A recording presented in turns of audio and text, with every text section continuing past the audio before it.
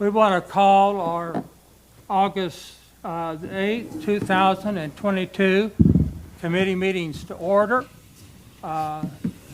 We also tonight want to be at our best because we have most of the judges with us tonight. So we want to be in order tonight.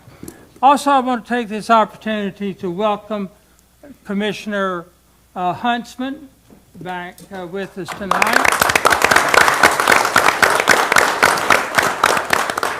We have missed Joe, and we're glad that you're able to be with us tonight, Joe.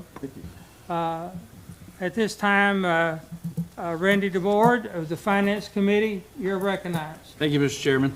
I'd like to call the Finance Committee to order. Do we have any visitors that would like to address the committee?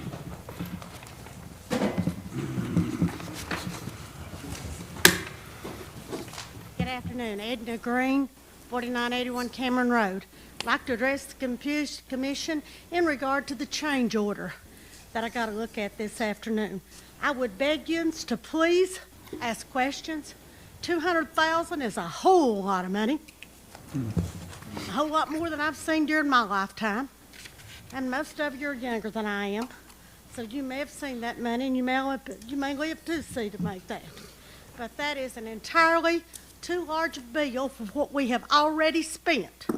And when it involves the micropiles and involves nails and other things, where is your guy that designed this? Where is his E&O insurance? Please, for a change, ask some questions. Don't just sit there and let it go through. Thank you. Do we have anyone else that would like to address the committee?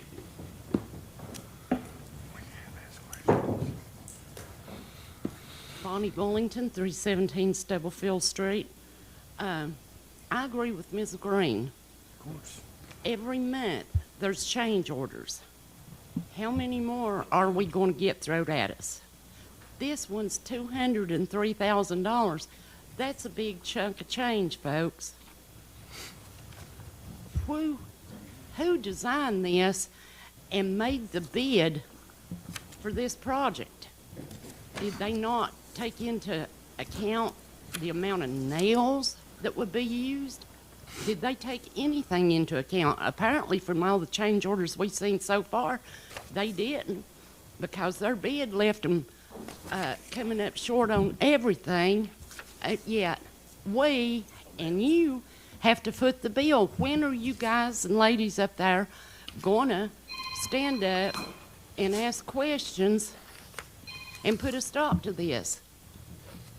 If me or you bid on something and it came in over budget with change orders every single time that we come into this room, you wouldn't like it. You put a stop to it.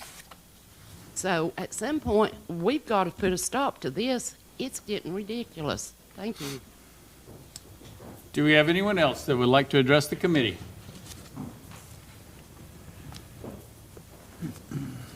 Gwen Holden, 8150 West Point Drive.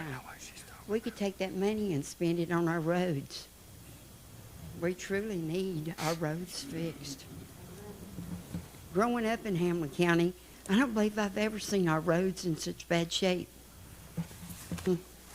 We need that money for taxpayers that get up every day and go to work, pay their taxes, and fix their roads. That's all they want. They want their roads fixed. That's all I've heard that they want, is their roads fixed. And they deserve that. At least they're not out here breaking the law. Do we have anyone else that would like to address the committee? Seeing none in the recurring business, you have your expenditure reports.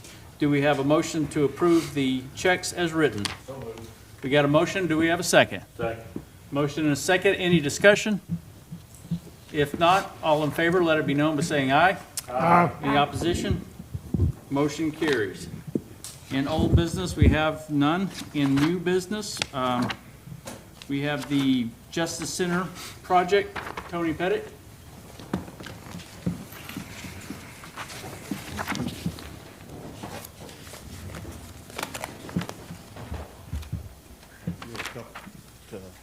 couple of things. Discuss the report.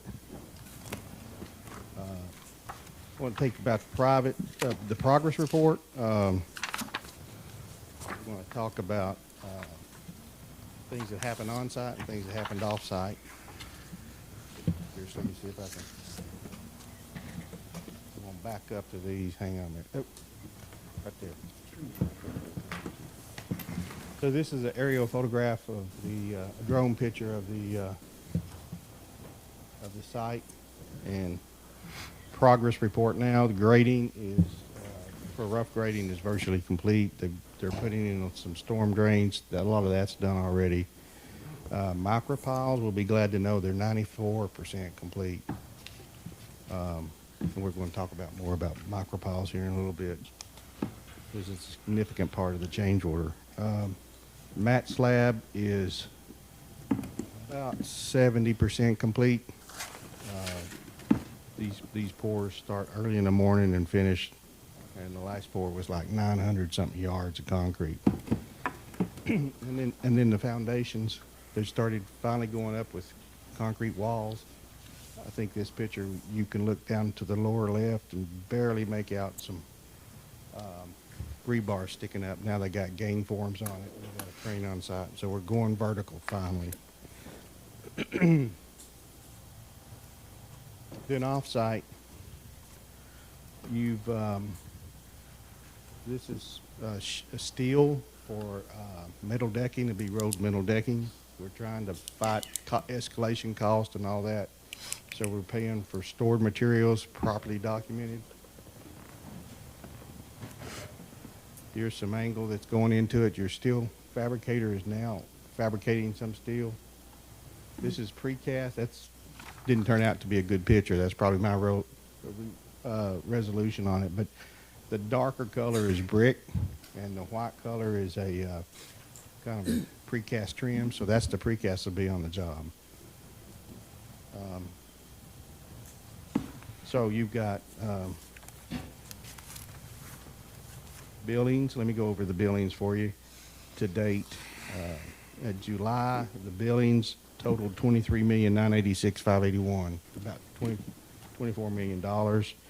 That's almost 26% complete.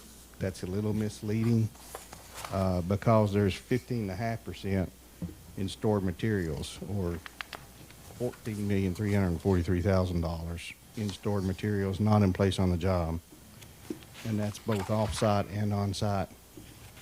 The majority of that is off-site right now. And then you got 10.4% work in place, which is about $9,644,000. The scheduled completion is still March 4th, 2024.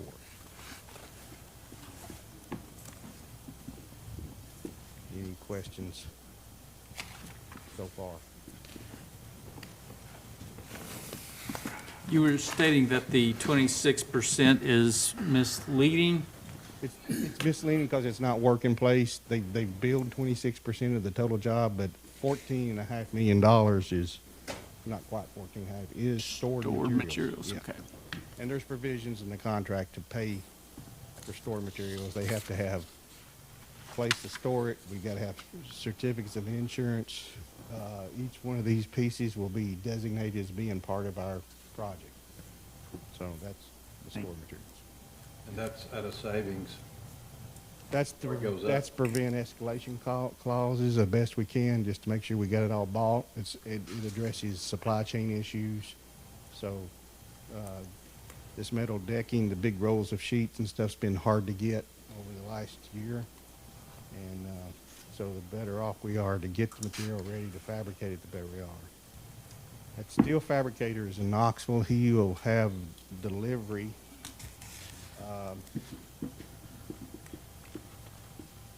steel will start being erected in November. So you'll see that. The precast here goes in May of next year, 2023. That's the contractor schedule right now. Any other questions on that? Yes, sir. What is this door hardware? We're already, The change order? Okay. we'll move right to the change order then. And then for the change order, just let me hit them in order. Should have something in your packet that looks kind of like that. It's 55 pages long, so pretty detailed.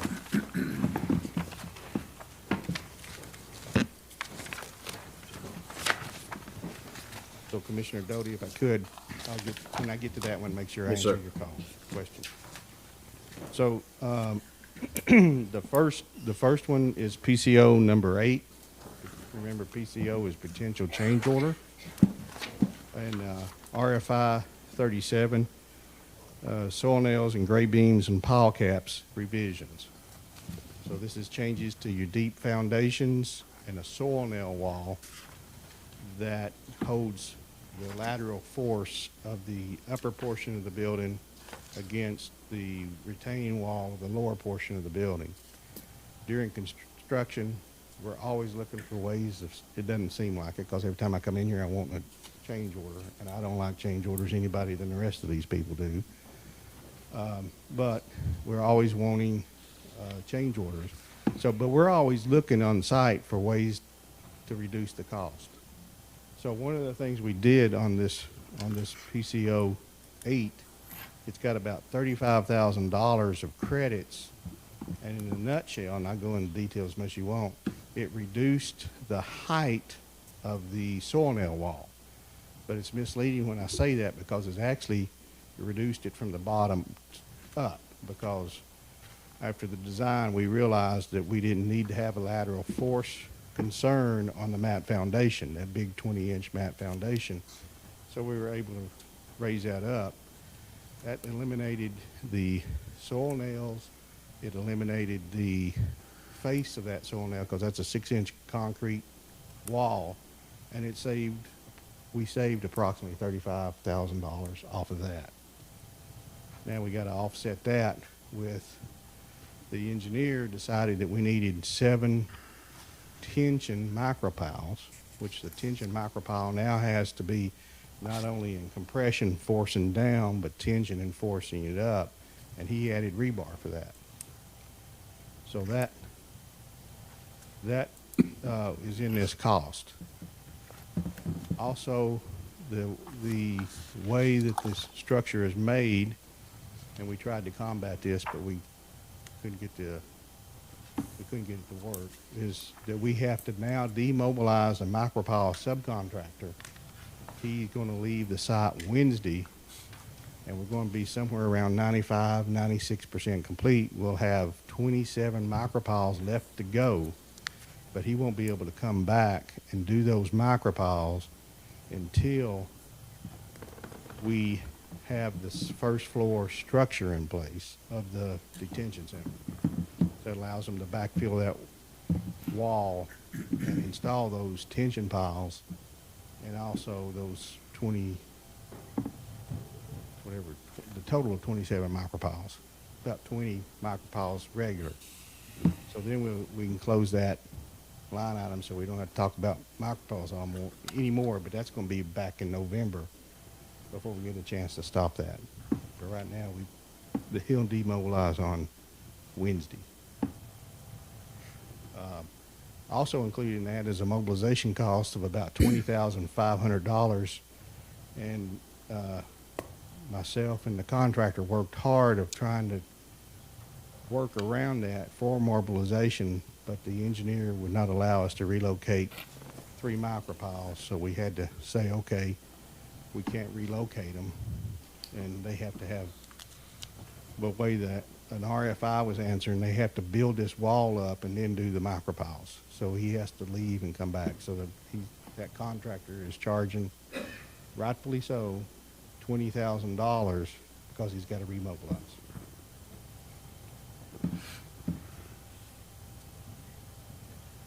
Any questions on that portion? Well, you said that it was a savings of $35,000 to do away with this, but because of that savings, we're now paying an additional $37,000, so that's $72,000 that this is gonna cost. Couldn't we just go back to the original soil and nails and save that $37,000? The soil nails had nothing to do with with the micropiles and the coordination of the micropiles. The way the tension micropiles work, he wants the wall in place before we put those micropiles in.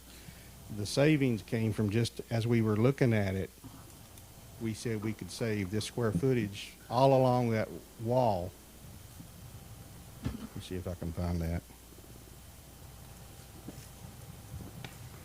The where the savings took place, Commissioner Doty, is you can barely see it. It's the left-hand side up, and then coming around the first curve in the middle of the picture, and then to the corner in the back. That's where we reduced the soil nail wall.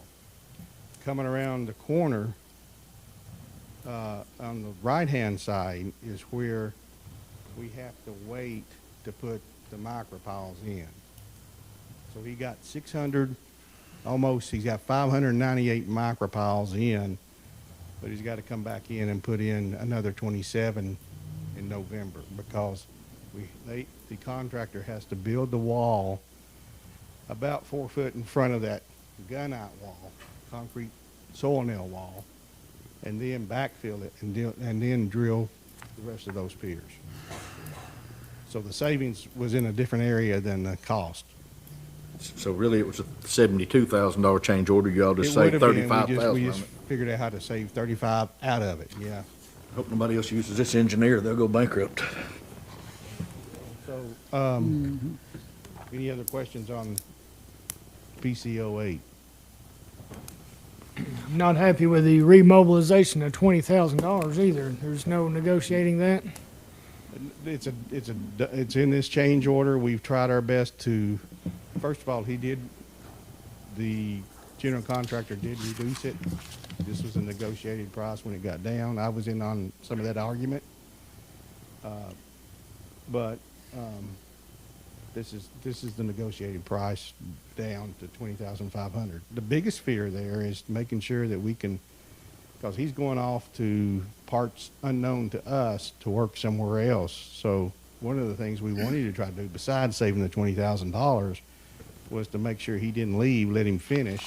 That way we don't have to worry about him coming back, scheduling back in. So he'll be available when you're ready. He says he will, so. So what's our, Well, we don't know. I think this crew's heading to Louisiana, but I'm not sure. Maybe some of them are going to Nashville. But his equipment started leaving last Wednesday.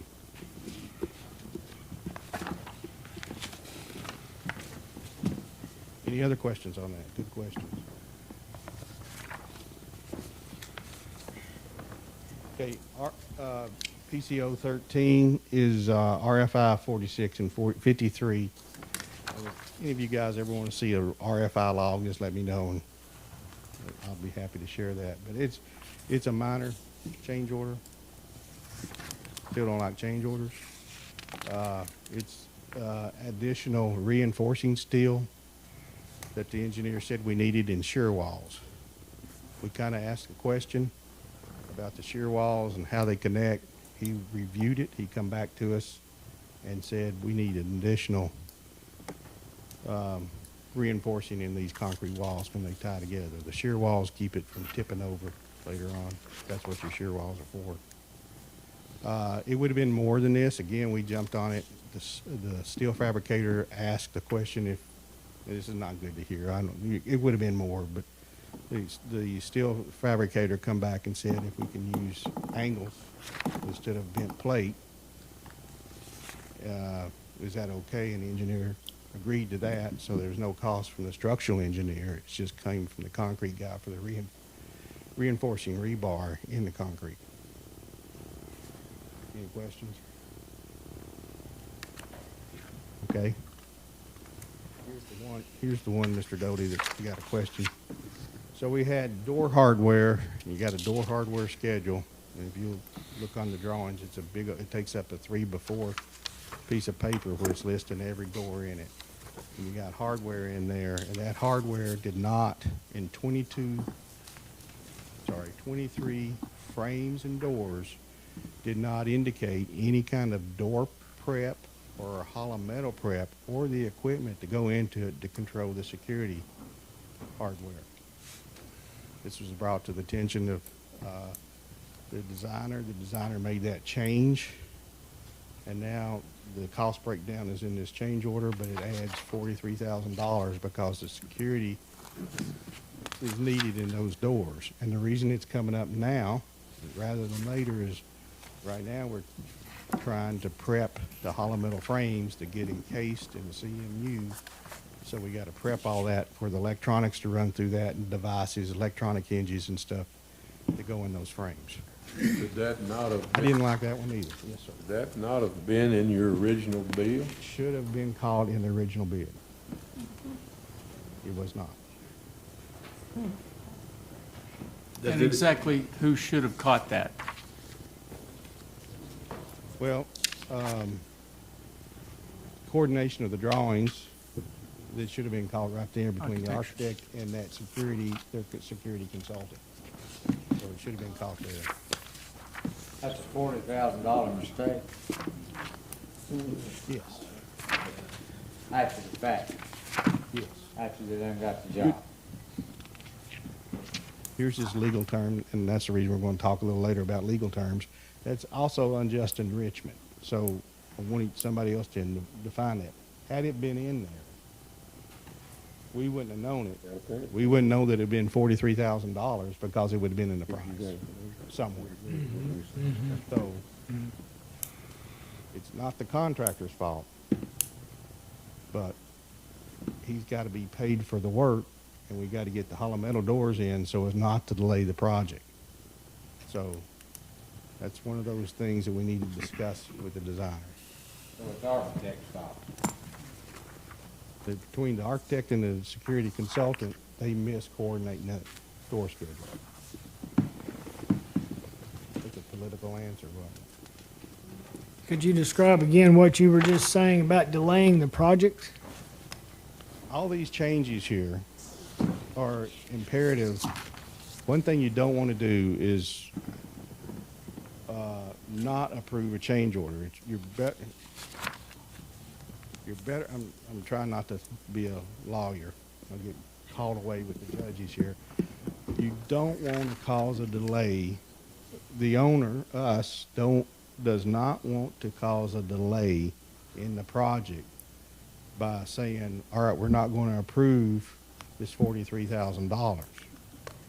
Because if we do, the contractor can't proceed with his concrete walls where the door frames go, his CMU walls, the long lead things. He has to prep that so TCI at the end of the job will approve it, and you got the correct door control and security control on the job. That's what we want to avoid. But we can say, designer, come meet with us. We want to discuss these items.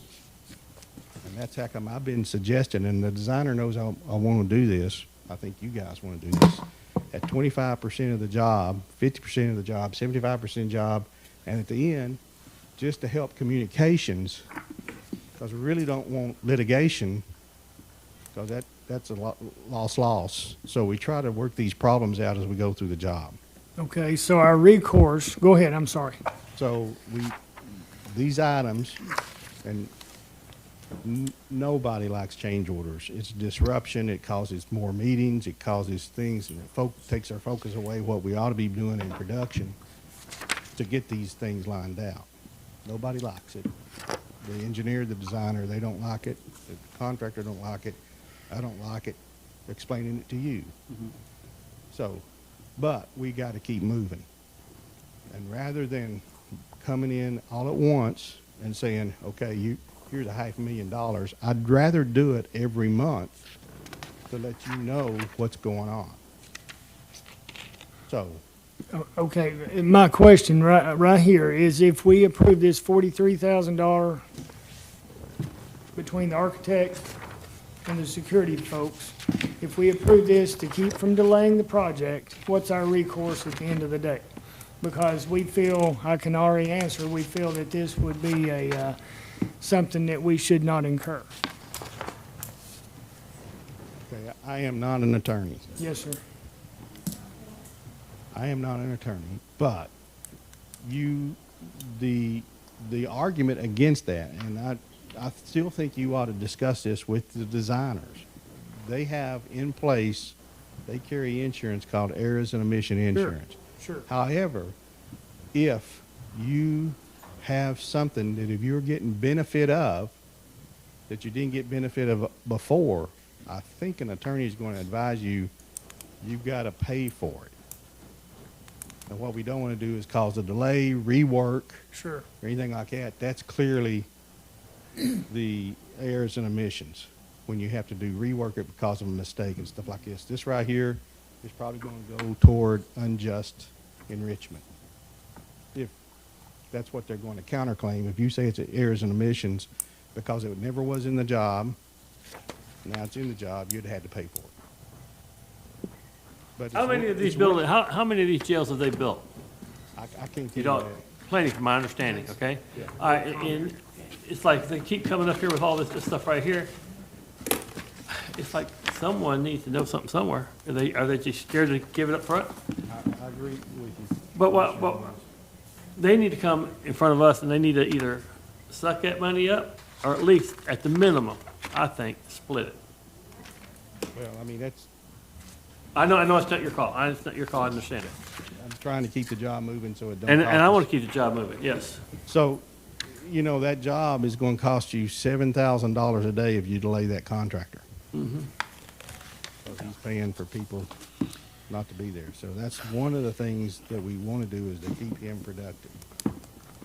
What if we, agree to go ahead for that 40,000 and let the designer IOU Hamblen County $40,000? So that's what I'm suggesting, to go to the Later. 25, 50, Is that not what I 75, Is 100. that not what I was To alluding get to? that out on the table and say, yes, you do, or no, you don't. What do you think they do on this one? Not entirely. No, I think you would have paid for it because of legal. It's frustrating that it wasn't in there, and it makes you madder than old wet hen. It was the But designer's fault. it's the designer's fault that it wasn't coordinated. It's not the contractor's fault. It's not. Not your fault.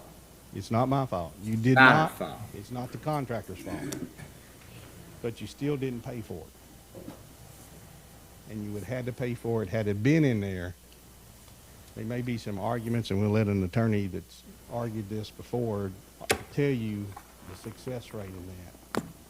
I've never had much success rate on this type of issue. Some, not all. We just need to bring it back to the architect and Yes. check out his integrity on it. And I think communication is the right way to do it. Yep. And I'm communicating with him, and they know that they've got to, at the appropriate time and in the appropriate method, to come before us and explain. I mean, if we bring it back to him and we tell him, hey, you're the one that screwed up here, you know, his integrity ain't good enough to say, I ain't gonna pay for it, well, we know where he lies. Well, I understand, that guy, okay. Yeah. That guy's going to say you didn't pay for it at all. yeah. Mr. Chairman, I move that we approve change order number 6. I'll second it. We've got a motion and a second. Do we have any further discussion? If not, all in favor, let it be known by saying aye. Aye. Any opposition? Nay. Aye. 2, Who was the second? Mr. Reed and Mr. Doty and Joe Huntsman, actually 3. Who was the second? Oh, the second was Aye. Mr. Goins. Do you want to hear about the micropiles, or can I sit down? It's good Talk news. to I us. want to hear it. It's not good news. Talk to us. The contract, the part of this change order that you just approved is $115,000 plus the $140 we approved the last month. This squares us up with what's in place right now. We got 27 piles to go, micro piles to go. So we're close. However, I'll just tell you a story about what you're encountering here. Is on Thursday or Wednesday, They drilled a micropile and it hit rock at 25 feet. And then by the design, it goes into competent rock in 10 more feet. So bear in mind, that micropile is 35 feet deep, okay? They scoot over 7 feet. They go 150 feet and stop and say, engineer, we got to figure out what's going on. And they're trying to do that right now, okay? So then they said, okay, to keep moving, let's scoot over another 7 feet between the two, kind of a triangle. And then they go down about 50 feet, and then that contractor loses $50,000 worth of drill bit and auger shaft. It's gone. He can't get it back. That's his loss and his risk, but that's what's happening within a 14-foot area. So some things you just don't know until you're there. Any questions? I told you it wasn't a good story. Okay. Just goes a hold under it. All right, thank you. Thank you, Mr. Pettit. Item 4B, the request for the opioid settlement money. If we could, if you don't care, if we could go to item E, since it's related to project. And that's the legal services for construction issues.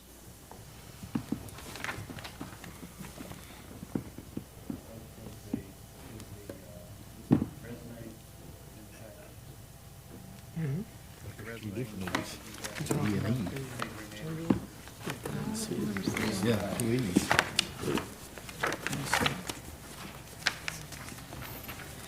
We have 2 E's.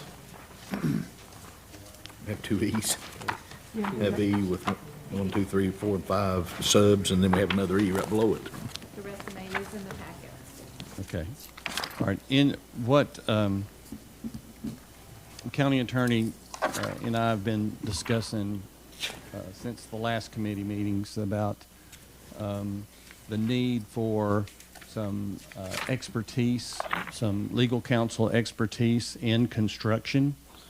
And so what, after our conversation, what I did is I had some conversations with some attorneys in Knoxville, and Tony and I had conversations about who are the legal minds in the market in the area that focus on construction, whose expertise is in construction. And what I have before you is the name of a person that has been recommended to us. It's Adrienne Anderson, and she has 16 years worth of experience in this type of construction, and being an arbitrator and a mediator, and this is what she does, is represent companies in these types of situations like what we're talking about with these change orders. And what Tony wants to do at the 25% mark of completion is have a conversation with the designer on some of these change order items. And so Chris and I felt like we needed some more expertise in that area, some more legal expertise in that area. So we're bringing before you today Adrienne Anderson, who is an attorney in Knoxville, who has been recommended to us to represent us in these types of matters. Now, I've talked with her, and I've talked with an attorney that has recommended her. She has, in her firm, has no conflicts with any of the firms, our design firm, our construction manager, our construction firm. She has no conflicts with those companies, and she is willing to represent us if you want to retain her. There should be in the packet a resume and a sample agreement. Bill, Yes. How much is this going to cost? Her fee is $300 an hour, and it just depends on how much work she has to do for us. I can't say it's going to cost X number of dollars. I can't say that.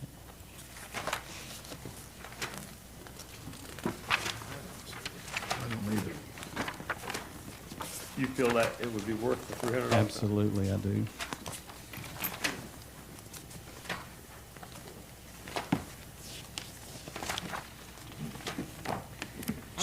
Do we need a, I don't see it in mine either. I didn't see it. Pass the budget amendments.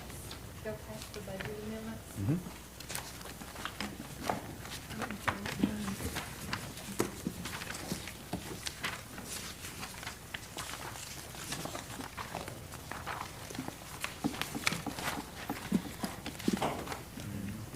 Before the planning commission should be. For what? Before the planning commission. I don't believe it's in here. It's not in there. Pass around with all that together.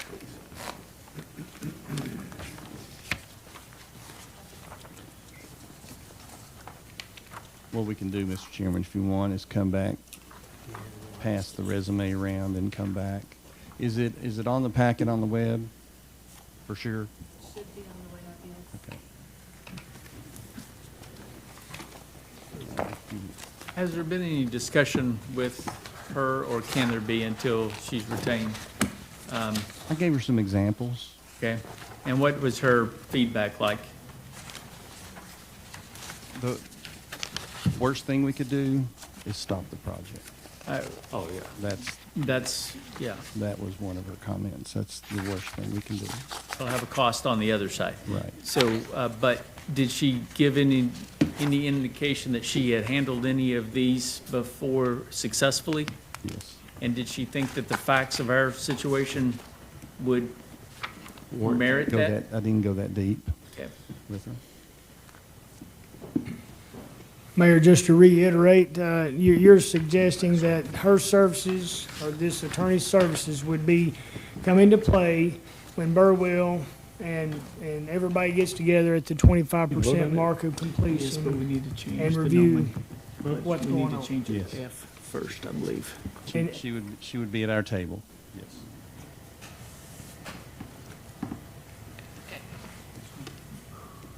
Mayor Britton, do you care if we change E, that second E, to F, and then G for what is F? We've got two E's, and don't want to confuse it.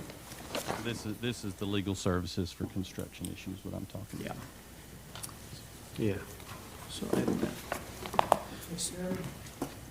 Chairman, I'll make a motion that we move forward with this.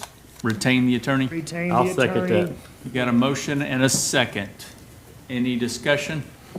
If not, all in favor, let it be known by saying aye. Aye. Any opposition? Motion carries. Okay, we're going to go back now to 4B, request for the opioid settlement money. Mayor Britton?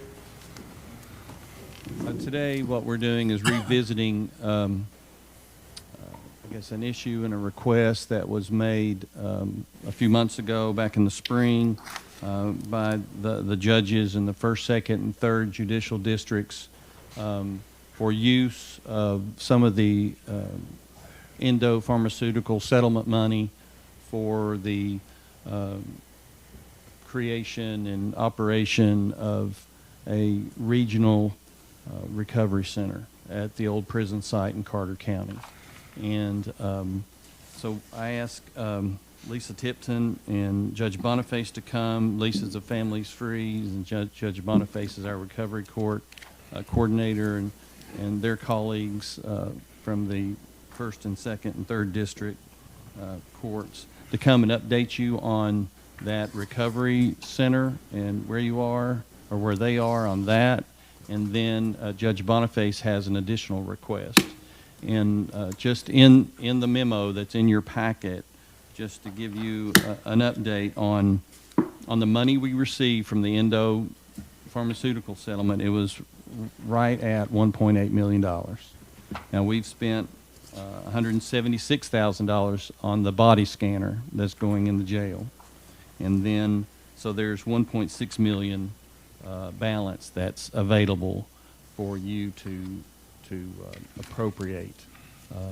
We also, just for your information, the national opioid settlement has generated some funds for the state of Tennessee. And in the legislation that passed in this last session of the General Assembly, part of those proceeds, 15%, go directly to counties, and 15% goes directly to the state with no strings attached to it. And then there's 35% of those monies are available for grant opportunities to local governments, and then the state gets a portion of that too. And we received our first payment. There's 18 years worth of payments, and we received our first payment last week, and it was $72,000. And so we've got that money parked over to the side to use for treatment programs or whatever you decide that you want to do with it. That's in addition to this 1.6 million that we have left. So, Mayor, yes. is there any chance that we might get some of the funds in the state lawsuit that they have against Walgreens? There's a possibility. Okay. Yes. Okay.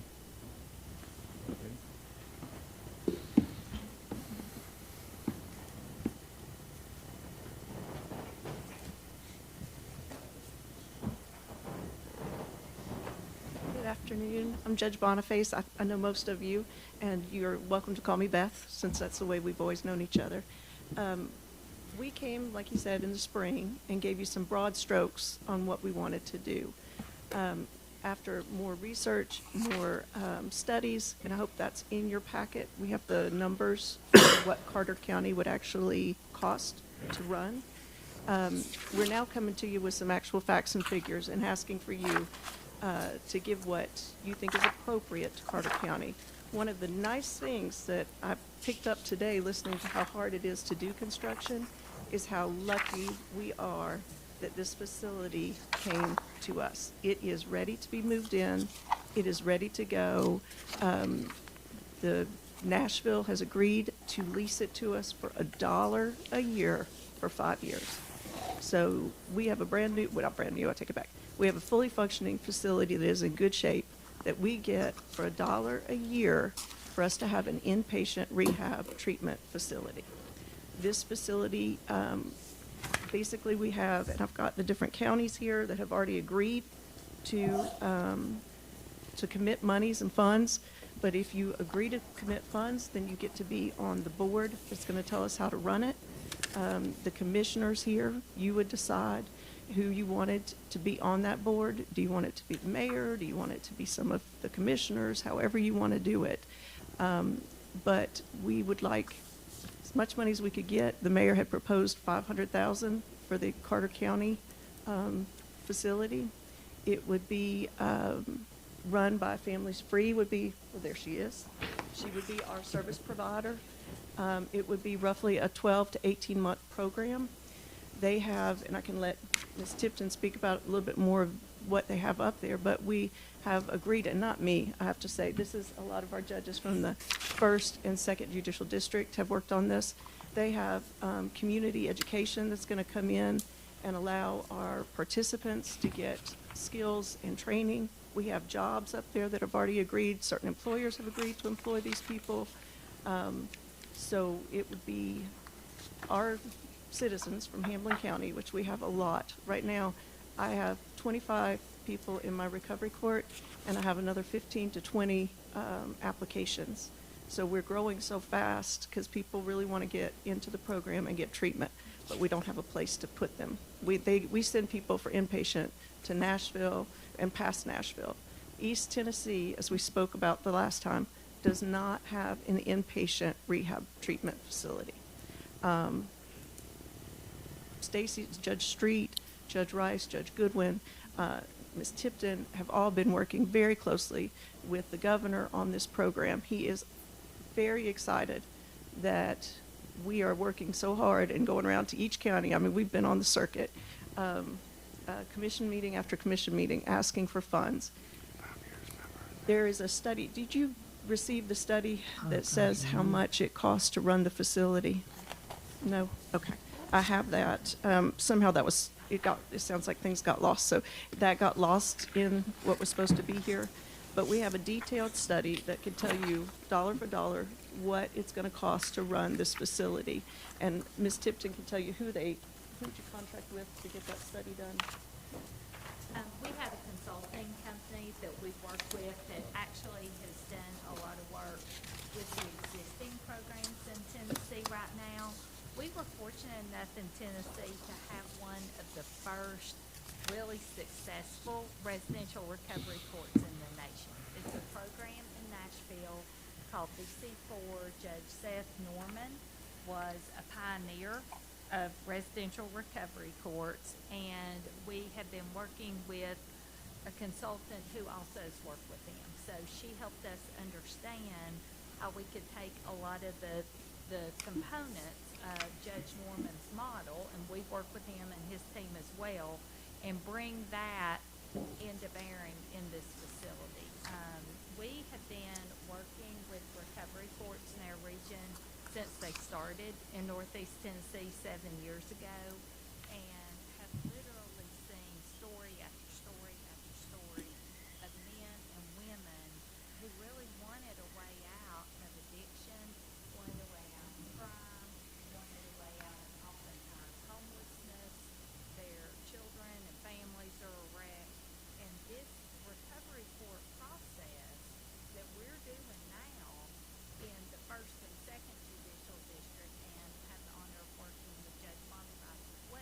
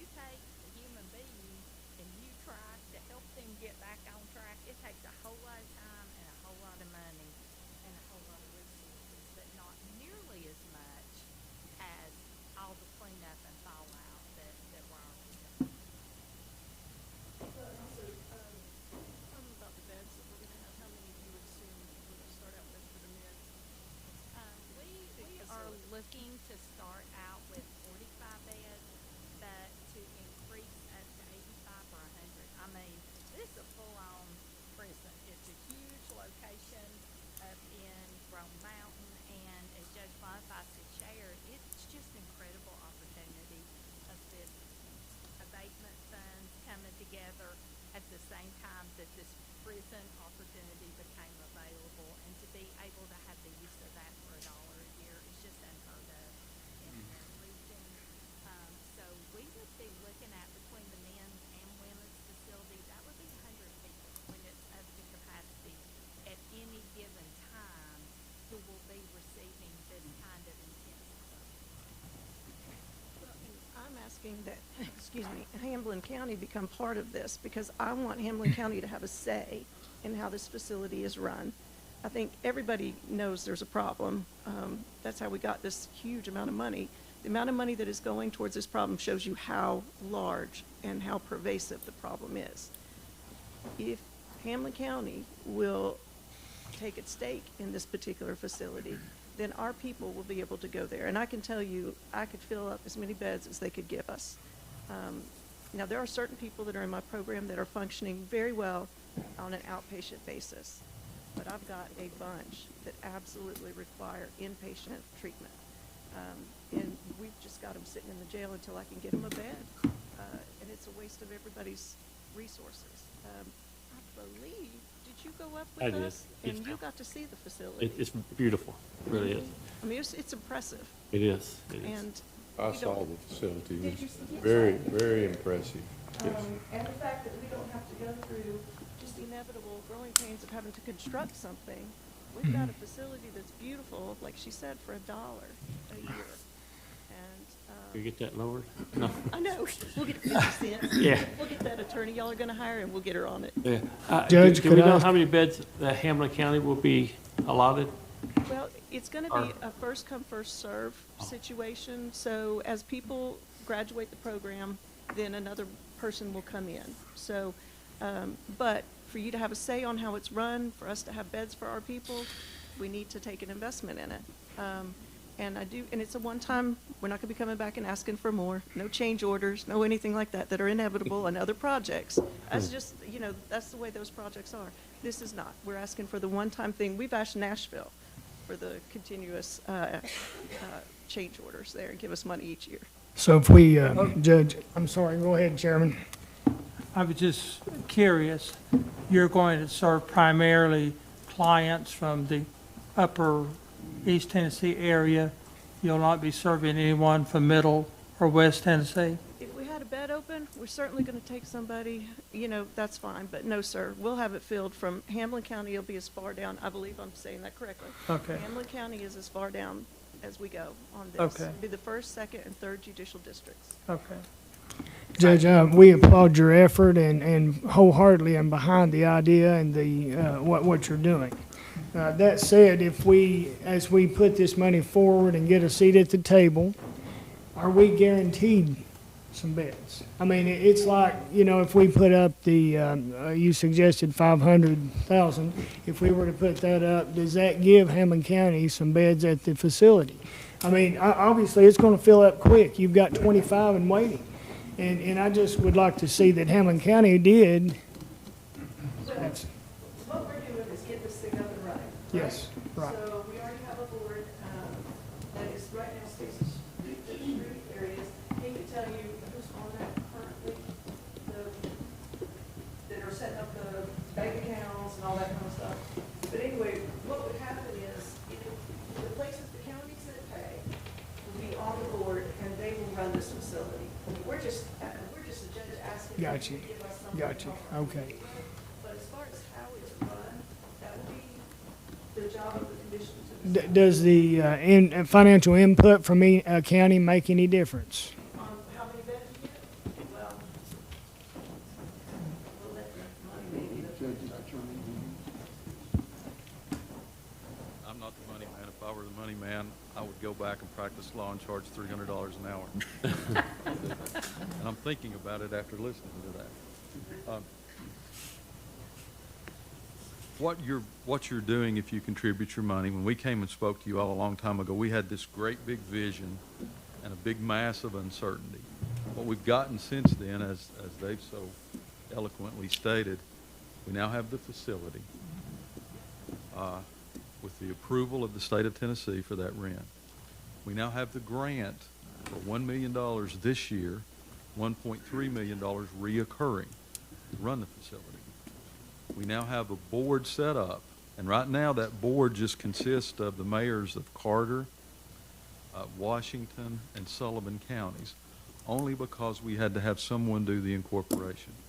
And that's who's there now, just to get the shell of the corporation.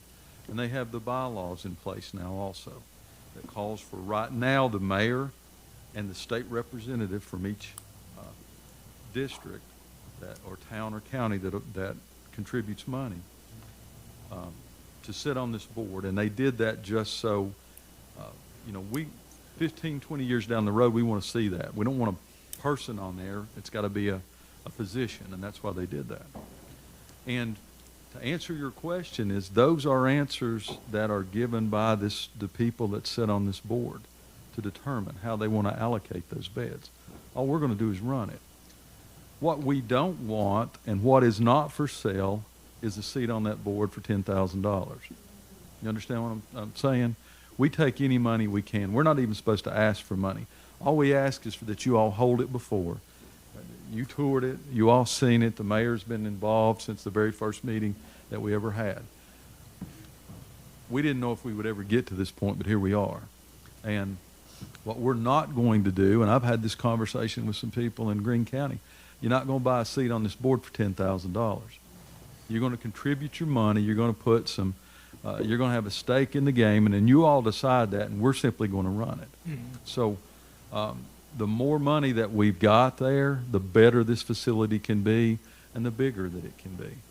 The less we have, we pare it down accordingly to whatever this board tells us. So this board will decide that. But to answer your question, we've got more than enough to cover it from Johnson to Johnson County down to Hamblen County. And that's who we're going to serve, and that's what we're going to do. Right. Ideally, we can reserve spaces for that if that's what the board wants to do, and we fill those first, and then it's first come, first serve. Or we go straight first come, first serve, and the judges make sure that first, second, and third. It may be somebody from Hawkins County from the third that has the bed, and the next one up's Hamblen County. Mm-hmm. I don't know, but if you're on this board, that's how they decide those things as we go along. I didn't mean to look at impropriety at all. I was just. And I understand that, and I didn't say that. You know, but I'm not going to tell you, hey, you got 1.6 million left. You give us 1.6, and I'll give you 6 beds. I can't do that. Okay. Right. Well, but the reverse is true too. As much as we need money, we're not going to let somebody come on this board for $10,000 when they had $2.5 million. That's we're dreaming bigger than that. Is what I'm going to say. Okay. So there'll be spaces that will be filled by people from Hamblen County, from Hawkins County, even from Hancock County. Hancock County's already spent all their money. Greene County apparently has spent their money. They're not going to have a say in how it's run. But if somebody from the first or second or third district needs help, we're going to help them. Right. We're not going to say, hey, are you from a county that gave money or you gave more? We're treating people, and that's how we're going to treat it. Okay. That's what we do in our recovery court. Yes, sir. It's been suggested the $500,000. Would you want that at one time, or $100,000 over 5 years, or? The way we set this money up and why we can ask for this, that money's not going to come to us. It's going to come to this board that's set up that we talked about. And they're the ones that allocates that. So that money goes, and if you contribute it, you've got a say on that board. This thing went belly up from the beginning. We said, we'll just give your money back to you as to what it is. But you all are to decide that. The more we have in there, and that money with this reoccurring grant that we got from the state, this is our big, huge savings account that we'll draw on each year. But that's our guarantee to you that 5 years from now, we're going to be right here. And we're going to be right here reporting to you, say, hey, guess what? We've serviced 200 people or 300 people and affected so many lives. And we're not going to be coming back here and saying, oh, listen, can you all give us some more money from a tax increase? The bigger this fund, the longer we sustain that, along with the grants. So, and I hope that answers your question. You all decide how you want to do that, but the more we get, the more it's there. And this board will control that money, and they'll dole it out as they see fit. Judge Boniface, the mayor indicated that you have an additional request. I'd like to table that. Would you? If we could table that until, I'll put that on for the next budget meeting. I'd like to bring Penny Knight, who is the head of of the 501c3 that we put together, and she could not make it today. I just found that Okay. out. So if we could hold that one until the next meeting, then we'll come back in front of you for that. If that's Okay. okay. Is that all right? Thank you. Couple of questions. How many board members do you have to get it started? And how quick, or how much money have you gotta have to get it started? And what's the time frame on when you can get it started? Those are the great questions. Right now, not counting what you're talking about, we've got promised to us for what we think we're going to have almost in the neighborhood of $9 million. That's going to be sitting in that account. Okay. We can open the doors of this facility when that board comes together, and there's a lot of work to do, not on the building. There's a certain thing to do with the sewer treatment plant, but Representative Hicks in Washington County is working on a separate grant to pay for that, so we don't use this money for that. We look to sign the contracts with the grant with mental health and substance abuse sometime around October. And what we're looking to do is about February or March of 2023 that we open the doors and start Open for putting people business. in there. Yes, sir. And that money we're talking about right now, I think this board that I talked about that have set up this the incorporation, they've got a checking account, but they don't have anything in it yet. So that's why we're making this second round of everyone to say, put your money in here and get a seat on the board, and then you all decide how you want to do that. Have y'all got a number on how much money you're gonna need so you can get going? That's the things that she talked about that's in this thing, and we'll provide that to you. To open the doors, day one, it takes $2.8 million. $2.8 million. 2.8. That is toilet paper, toothpaste, range hood inspected twice a year, all those things that come with running a finished product like that. That was $2.8 million the first year. Some of those are one-time purchases like the security equipment when you come in the building. We don't want anybody bringing anything in or leaving. And after that, it's $1.8 million a year reoccurring funding. And it's all broken down in this packet. And if you don't have that, we'll make certain that that's available to the mayor to distribute to you all. 1.8 operating. You take $1.3 million that it's our reoccurring grant. We'll be running two different facilities, the smaller females and the males. You're looking at about $500,000 a year that we would draw down on these funds. And that's how kind of we're coming up with our figures. And we run this program however this board tells us to run it. If they say we want only 40 people in there, we're running it on 40. If they say we want, there's 180 beds up there. One day if we can make this thing what we think it is and the state comes in and takes it over, we'll fill that sucker up if we can, as long as we can staff it and run it. So 2.8 to open the doors, 1.8 to run it, and that was a high estimate about what you would need, and that was probably with more people than 45 or 50. So that's somewhere in the neighborhood, and that's all the figures. Carter County let us use $7,500 of their baby dough money to commission this study that you're talking about. And you know that these people, consultants and studies and attorneys on these buildings, man alive, they like themselves. It's like buying a John Deere tractor. They like them a whole lot. Ain't much negotiation, but that gives you an answer. Sir, I just want to commend everybody. I know it's a lot of intricate work, a lot of hard work and stuff like that, but thank y'all for taking care of our people. I appreciate that. Let me ask you a question. State's giving us that facility for $1 for 5 years. What happens after 5 years? Well, to be real honest with you, what we fully expect to happen and the way our conversations have been going, I fully expect the state to come in and take it over and let it be a state-run facility at that point in time. If not, we're going to run this thing the way the board tells us to do. If they do, they'll renew that lease right on, because otherwise they've got a prison up there that's going to sit on the mountain and rot, just like Green Valley is when I drove by it coming down here today. I come down 11E, and that's what I think of every time I think about this program and what we get to do.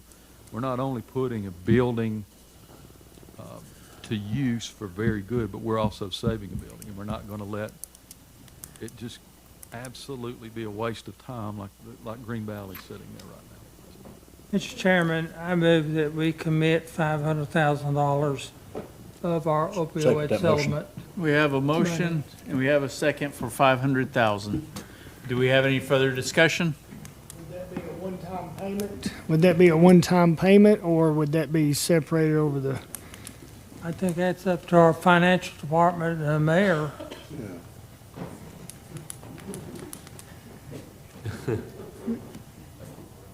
Thank you. And we can come up with those parameters, I guess, on the follow-through. I agree in principle. I'm just curious as how that would come about.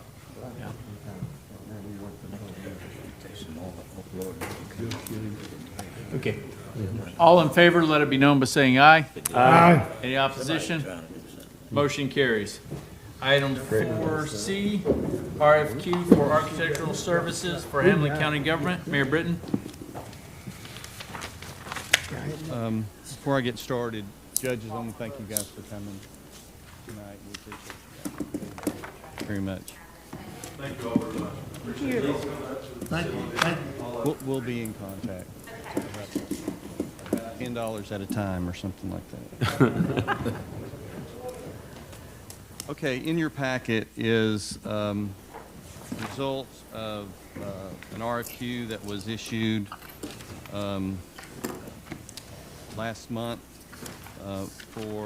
to acquire architectural services for the construction of a new health department building, as well as to help us prepare plans for the shop that's going to be located on the Hale property for our maintenance staff.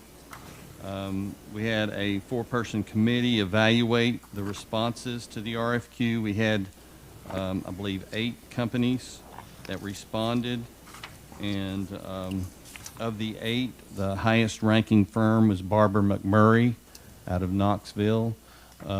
They've done business with us before, probably about 6 years ago, maybe 8. They helped us with the jail when we invested about $300,000 in new locking systems in the jail, and they did that project for us. So we have experience with them. So that's the recommendation. Do we have a motion to approve? We got a motion. Do we have a second? Second. Got a second. Any further discussion? All in favor, let it be known by saying aye. Aye. Any opposition? Motion carries.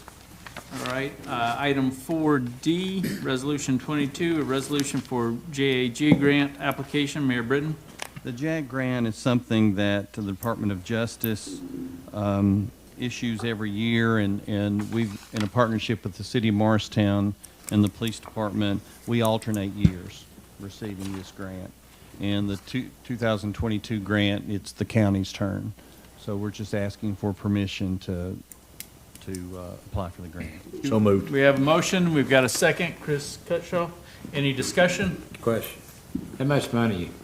It's about $18,000. 15,000. Any further discussion? If not, all in favor, let it be known by saying aye. Aye. Any opposition? Motion carries. Item 4E on the budget amendments, Mayor Britton, we've got number 1, Fund 101, Archives and Preservation of Records, $6,500. I'm filling in for And 80. Ann, our finance director. She's had some sickness. And so this first budget amendment for the Archives Department is money that was appropriated last year that wasn't spent, that was in her budget. And so she's asking for it to be appropriated again. This is to purchase microfilm of Citizens Tribune from the past. And this will, I think, will get her up to about 10 years. I'll make that motion. We've got a motion. Do we have a second? Second.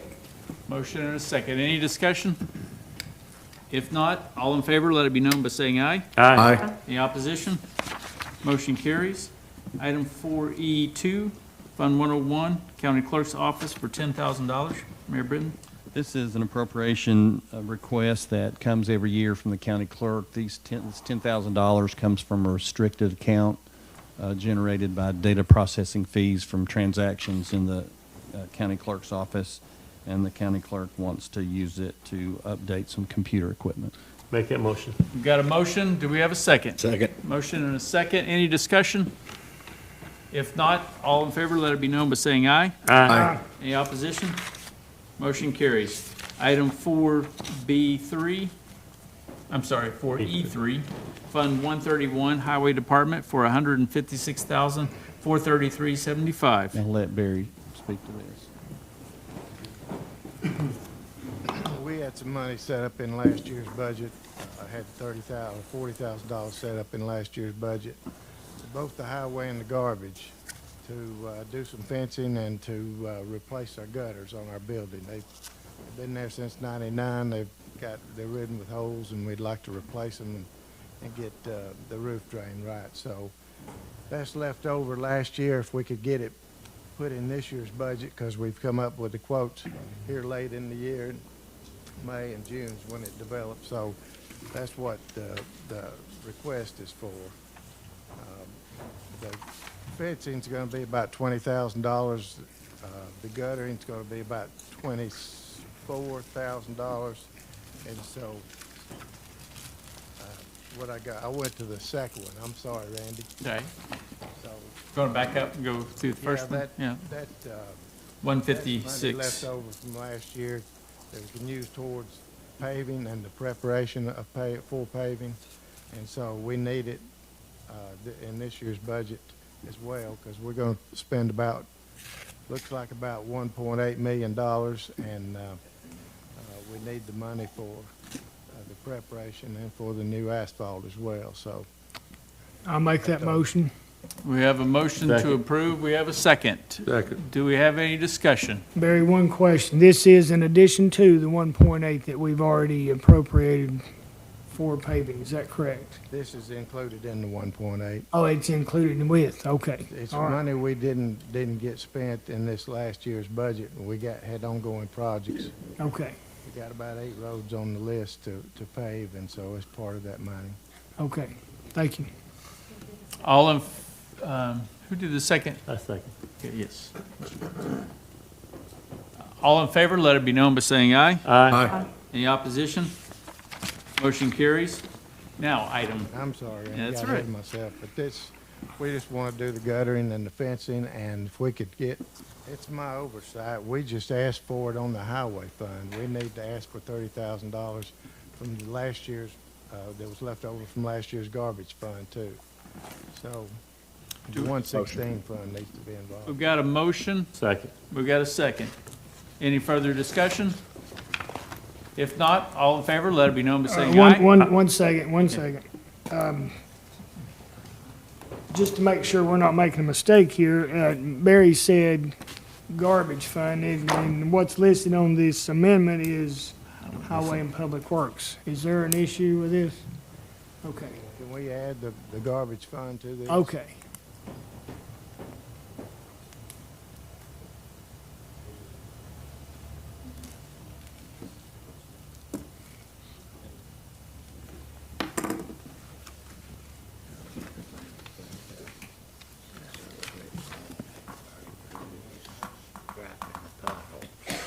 This is for striping. I apologize. Bill made me aware. We got this done last month. This is striping money left over from last year we'd like to put into play this year. I apologize. I've gotten all mixed up. Yeah, I was thinking we did the gutters last month Yeah, we did. and that fencing and guttering last month, and this is, okay. I'm getting old and feeble. So, That's all I can tell maybe you. we better do that one again, Chairman. Yes. Do we have a motion to So moved. approve? We have a motion to approve. Do we have a second? Second. Motion and a second. Any further discussion? And this, to clarify, is on increased appropriations for road striping for next year. Yeah, for For this year. 22, 23. Yeah. All in favor, let it be known by saying aye. Aye. Any opposition? Motion carries. Item 4E5, Fund 101, Capital Projects. This is for paving. Mayor Britton?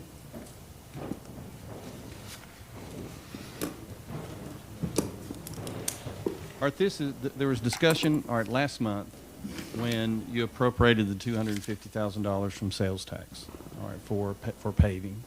And there was discussion about using some of the reserves from the general fund for paving. So this is just, if this is something you want to do, this is the budget amendment that would allocate the money from the general fund for paving, and the projects would be paid out of the general fund. But this is the budget amendment that would put the money in place. Move that we approve. Second. Got a motion and a second. Mayor Britton, did you say 250 or 350? Because 350. Okay. No, But this is approval of 350. Okay. So everyone clear on that? We've got a motion and a second. Any discussion? If not, all in favor, let it be known by saying aye. Aye. Any opposition? Motion carries. All right, we have already discussed 4F, and then 4G is purchase of Health Department building by Emergency Communications District. Mayor Britton? This is just something I wanted to bring to your attention. Eric Carpenter, the director of E911, brought it to my attention, is when they made the offer to purchase the health department building to supply the match for the grant for the state to build a new health department, we never really acted on it. And so what I'm here is asking whether you want to act on accepting their offer to buy the building for the 25% match of that grant. We can prepare a resolution to be adopted next week, or if you want to wait till we get the contract from the state. We have the letter that we showed you last month from the state Department of Health committing to the project, and but we have not received the contract yet. I'll go ahead and make a motion that we go ahead and accept that bid from them. I'll second that. We've got a motion and a second. Do we have a question? Question, Bill, shouldn't we wait to see what this new health department's gonna cost before, so we can compare what we're getting out of the old one? And what the new one's gonna cost us?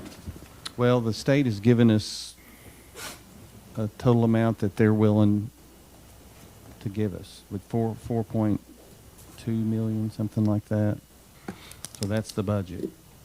Have you got any kind of idea of what you want to spend on a new health department? That's the budget's 4.2 million. 4.2 million? Yes. Okay. That's what the state's getting, isn't it, Mayor? That's what the state's getting. Or that includes the match. Okay. That includes the match. That's total. That's total. So we're looking at E911 being $1,050,000, thereabout. Yes. If I remember correctly, they were up to $1.1 million or something like that they would have to match. Or It's in that neighborhood. yes, sir. Yeah. All in favor, let it be known by saying aye. Aye. Any opposition? Motion carried. Mr. Chairman, I'll bring a resolution to the Resolution. commission meeting to adopt for that. Okay,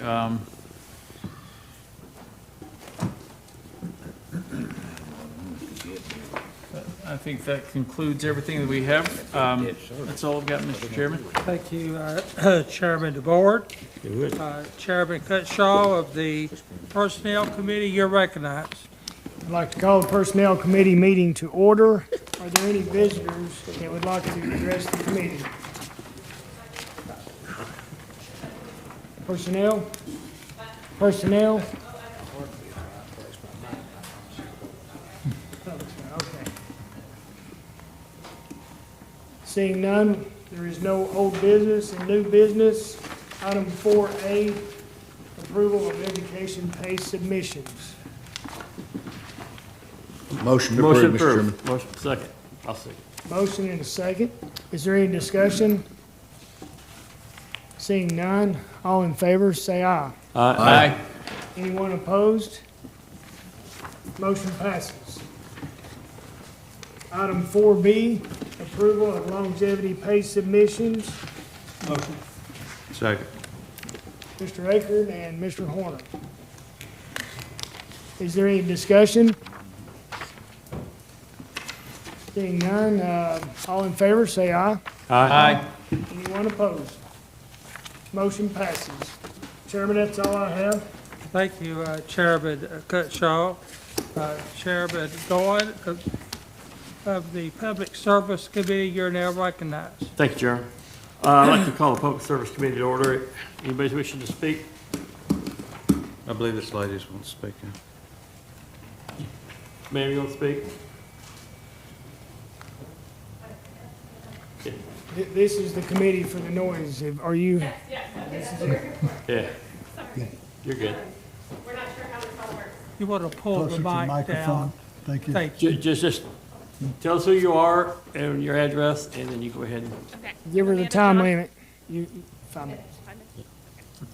I'm Amanda Johnson. I live at 7271 Sweetbriar Drive in Talbot. I'm here because of the big red barn. I'm sure we're all tired of hearing about this already. All we're trying to do is figure out which route we need to go to get a noise ordinance reduction, not sure, for Hamblen County. Because we need something in that effect. I have 3 kids, all school-aged. They're suffering at home because of this, because it's every Saturday. I got a kid that's afraid to sleep in his own bed, and it's not fair to me because he's terrified. We would love to make a resolution to work with this man, but he doesn't want to work with us. As much as he wants to say he does, he doesn't want to make a compromise.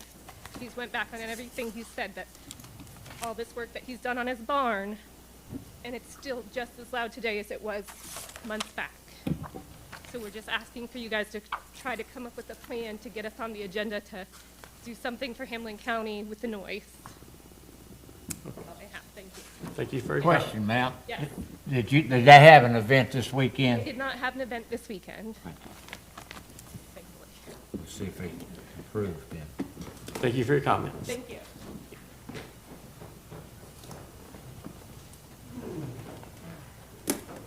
Edna Green, 4981 Cameron Road. Lady's not asking for a whole lot. I'm blessed. I'm in the country, and I don't have to put up with that.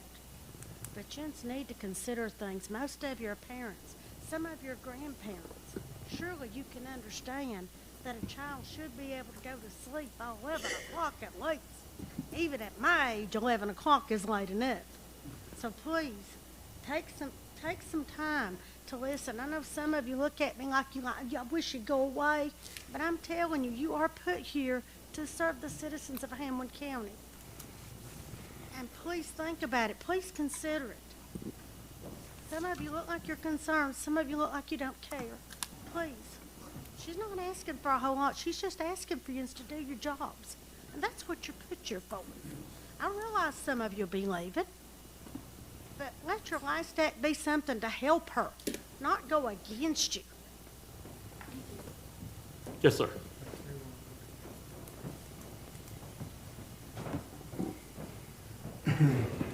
name's Brad Smith, and I live at 7322 Sweetbriar Drive. And I just want to make sure we're not asking him to stop business. We're not asking him to cease operations. We're just asking, can we come to a middle ground at 90 decibels? OSHA says that's ear splitting. I get 70 decibels, and I'm up behind the other houses, so we know it's over 90 decibels in there. We're just asking them, just turn it down. That's all we're asking. Thank you for your comment. Anybody else?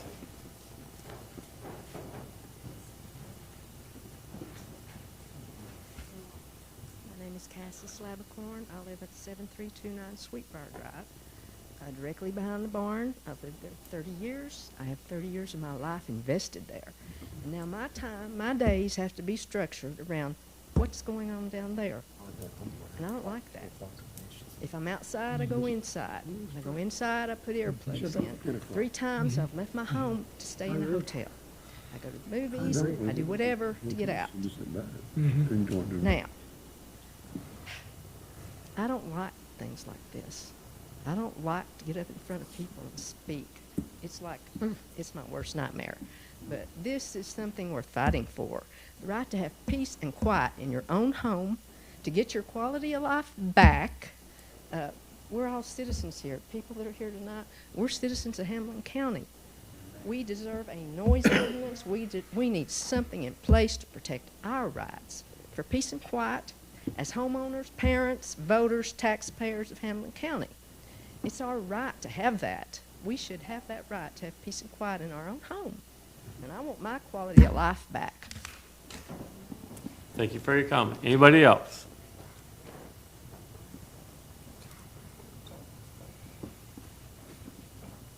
I already give my address to have to do it again. Gwen Holden's my name. I've been coming here for 9 years. In my community, my son told me the other night, his neighbor keeps his music going all night long. And they were having some competition. Mexicans that live up on May Collins Road was trying to outdo Chucky's neighbor. So Chucky said, Mom, I just went back in the house and went to sleep. I said, well, good, I'm glad you could sleep. So we have a noise problem out there, too. And it's called Road Junction. And another thing, we're going to talk about these recreational vehicles. Well, Mr. Cutshaw and Mr. Chairman, I have sewer problems too. We have feces that runs down our creek out on May Collins Road. And it runs into Turkey Creek. And then from Turkey Creek, it goes on into Cherokee Lake. And you know what? I even had it tested, and it come back with that in it. And has anything been done about it? No.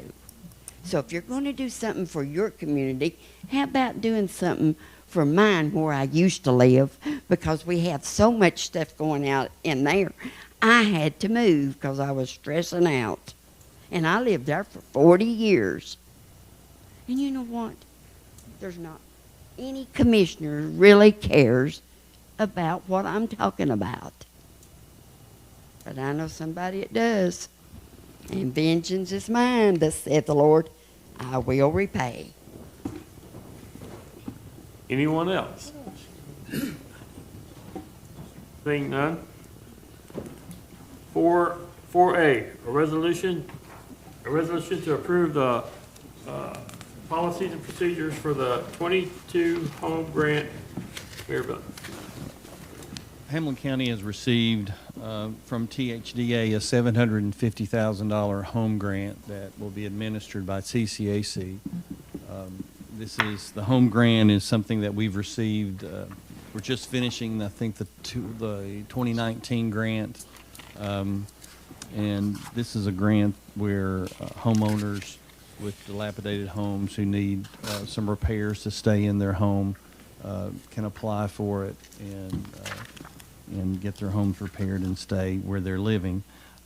What's before you is a resolution to approve the policies and procedures that follow the resolution that the grant program will be operated by, and for us to follow the rules of the grant, we need to adopt these policies and procedures.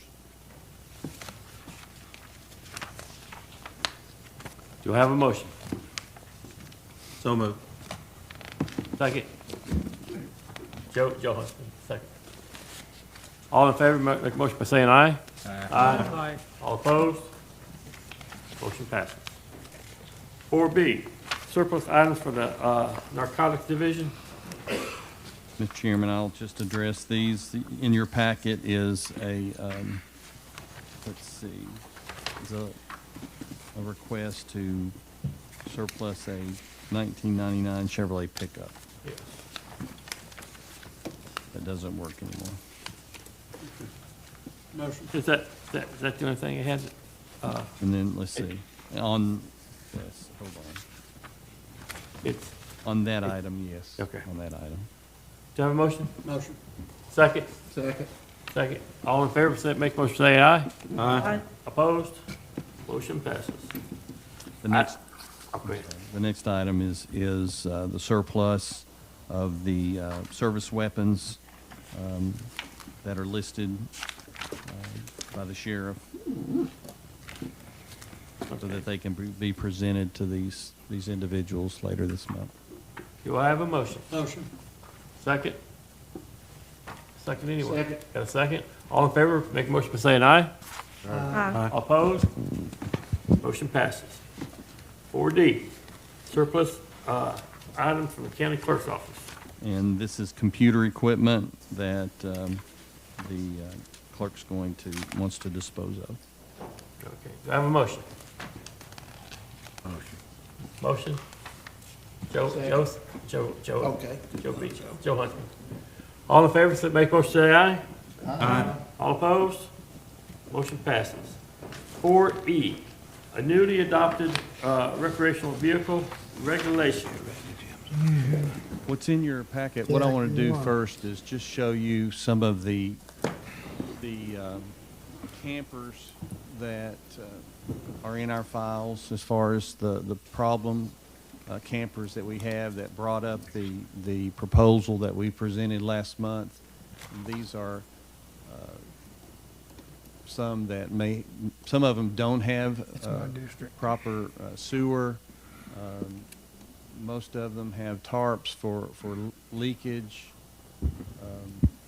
All of them have, that one doesn't have a door on it. But these are the ones why we presented what we presented last month. And these are complaints that neighbors have presented. But what I'm asking is, in your packet is a memo from me asking that we just rescind what was passed last month, and that it be referred back to the planning department. And on the second page of that are just a list of questions that the passage of that amendment last month has generated. You know, and most of this is about enforcement.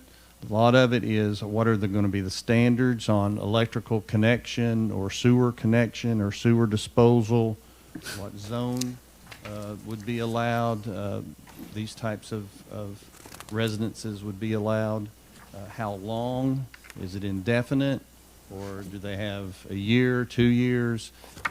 We need to start over, and so I'm asking that it be rescinded. Do I have a motion to rescind? We got a motion. Do I have a second?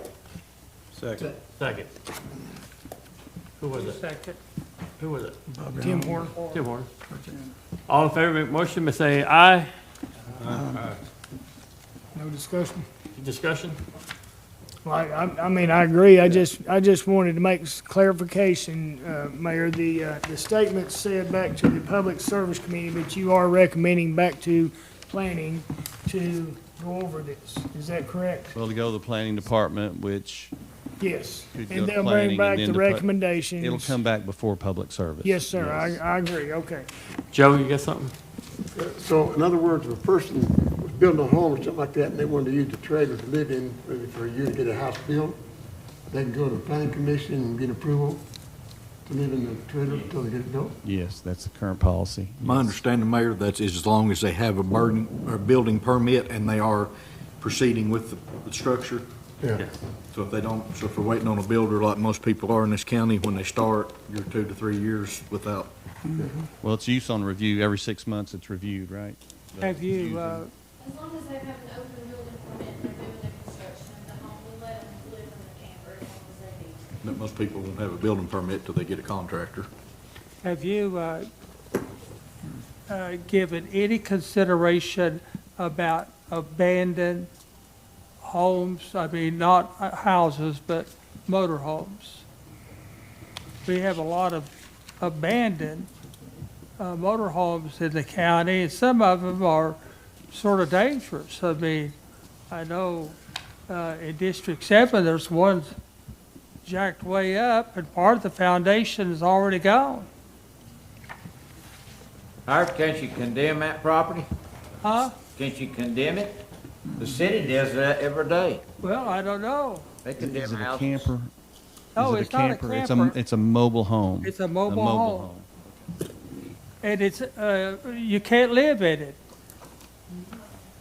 There's, Tina's saying that we're working with some in the county, some abandoned mobile So you homes. are working on that, okay.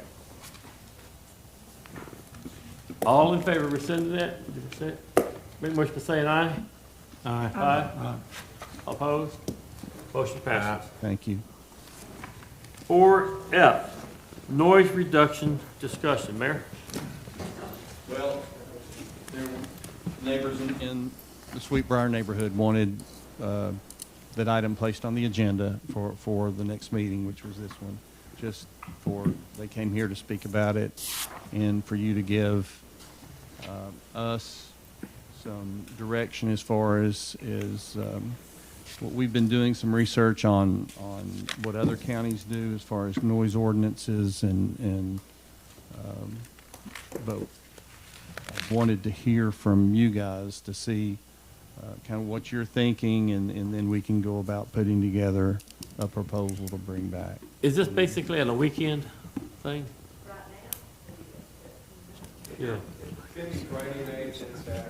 Shouldn't do that. I think it's needed. We need a noise ordinance.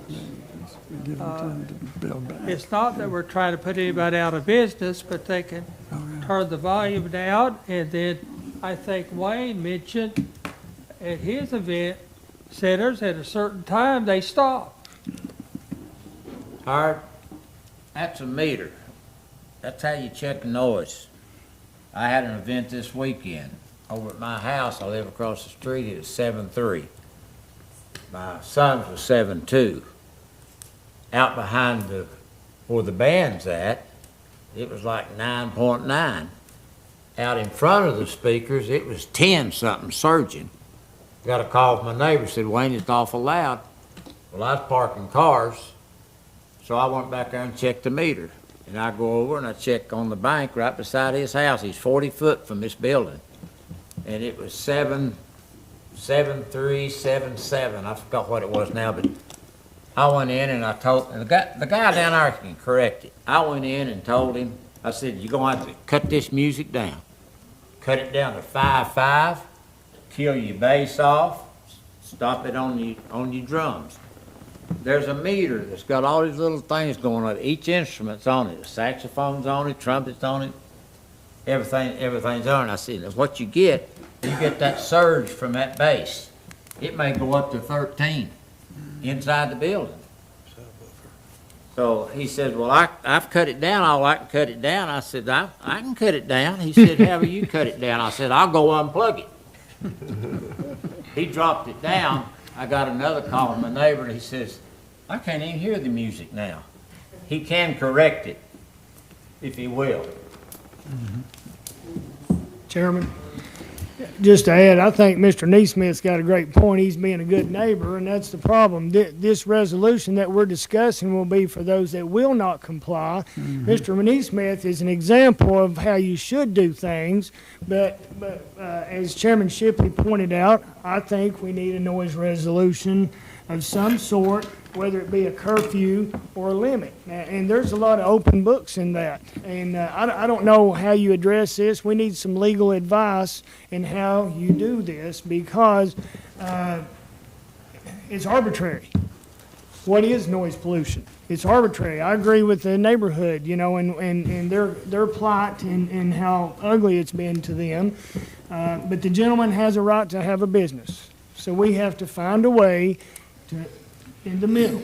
We gotta figure out how we're gonna maintain that compliance. I agree. But see, it's a C1 zone. He has every right to operate a business. I understand. So we have to find a resolution, a way that we can meet in the middle. Everybody's not going to be exactly happy, but yet we can find something in the middle where, whether it be a curfew or something.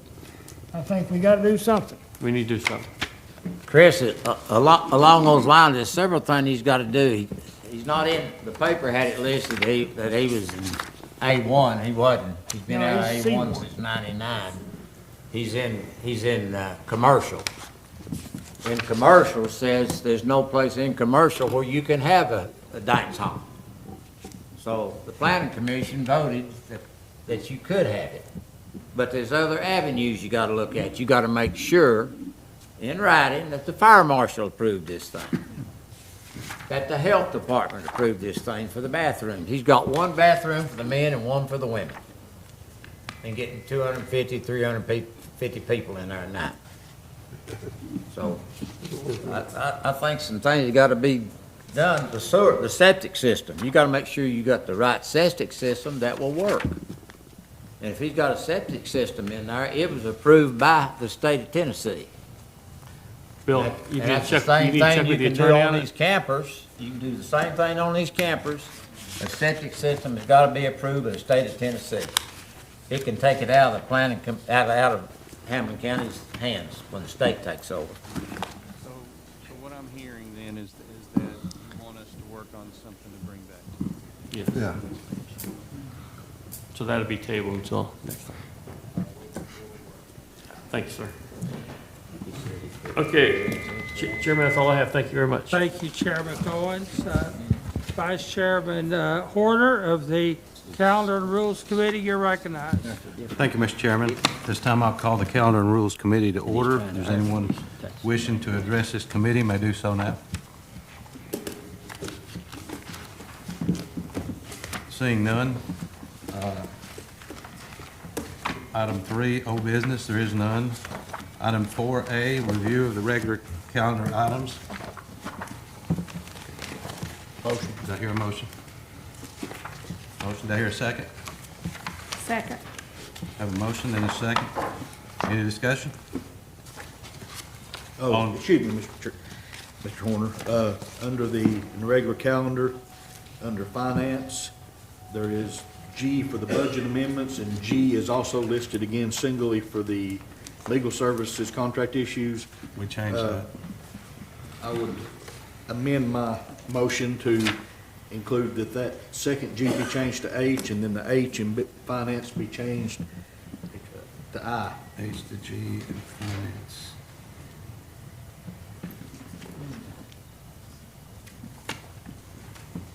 To I.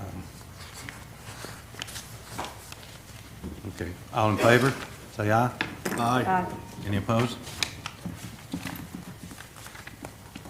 Item 4B, review of consent calendar items. Do I hear a motion? Motion. Got a motion? Do I hear a second? I'll second that. Have a second. Any discussion? All in favor, say aye. Aye. All opposed? Seeing none. That's all I have. 1 second, the mayor was going to bring a resolution to us. Does that need to be added to the calendar? I don't know that it needs to be added to the calendar because it's a part of that motion. Okay, thank you. That's all I have, Mr. Chairman. Thank you, Vice Chairman Horner. We've accomplished our business tonight, so we stand adjourned.